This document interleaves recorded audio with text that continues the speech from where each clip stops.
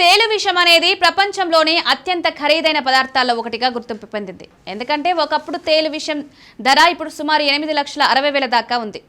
అంత ధర ఎందుకు అంటే చాలా కారణాలున్నాయి. అసలు తేలు విషాన్ని సేకరించడం చాలా కష్టం. 1 గ్రాము విషం సేకరించడానికి వందలు వేల తేళ్లతో నుంచి విషాన్ని తీసుకోవాల్సి ఉంటుంది. ఒక్కో తేలులో సుమారు 2 మిల్లీగ్రాముల విషం మాత్రమే ఉంటుంది. పైగా ఈ విషాన్ని ప్రత్యేకమైన ఎలక్ట్రిక్ పద్ధతిలో సేకరిస్తారు. ఇది ఖరీదైన ప్రమాదకరమైన ప్రక్రియ.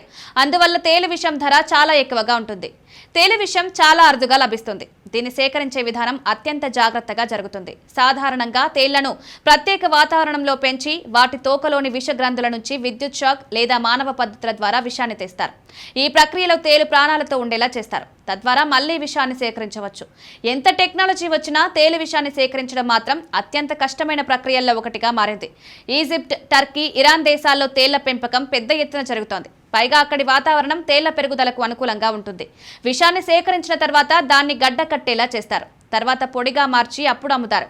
అందువల్ల ఆ విషయం ఎక్కువ కాలం నిల్వ ఉంటుంది. పైగా దాన్ని రవాణా చేయడం తేలికవుతుంది. భారతదేశంలో కూడా కొన్ని ప్రాంతాల్లో తేలు విషాన్ని సేకరిస్తున్నారు. కానీ ఇండియాలో ఇది ఒక పెద్ద వ్యాపారంలాగా అభివృద్ధి చెందలేదు. కానీ ఈ రంగానికి ఇండియాలో చాలా ఫ్యూచర్ ఉంది అనుకోవచ్చు. ఎందుకంటే మన దేశంలో రకరకాల తేళ్లు ఉన్నాయి. తేలు విషయానికి విపరీతమైన డిమాండ్ ఉంది. ఈ డిమాండ్ అంతకంతకు పెరుగుతూనే ఉంది. అందువల్ల కేంద్ర ప్రభుత్వం, రాష్ట్రాల ప్రభుత్వాలు ఇలాంటి స్టార్టప్స్ ని ఎంకరేజ్ చేస్తే తేలు విషం ఉత్పత్తిలో భారత్ నంబర్ 1 అయ్యే అవకాశాలున్నాయి. తేలు విషం ధరలు భవిష్యత్తులో మరింత పెరిగే అవకాశం కనిపిస్తోంది. ఇండియాలో ఇలాంటి స్టార్టప్ ప్రారంభించాలంటే సుమారు 35 లక్షల నుంచి 90 లక్షల దాకా ప్రారంభ పెట్టుబడి అవసరమవుతుంది. ఉత్పత్తైన విషయాన్ని యూరప్, అమెరికాలోని ఫార్మా కంపెనీలు కొనేందుకు సిద్ధంగా ఉండగలవు. అక్కడ విపరీతమైన డిమాండ్ ఉంది.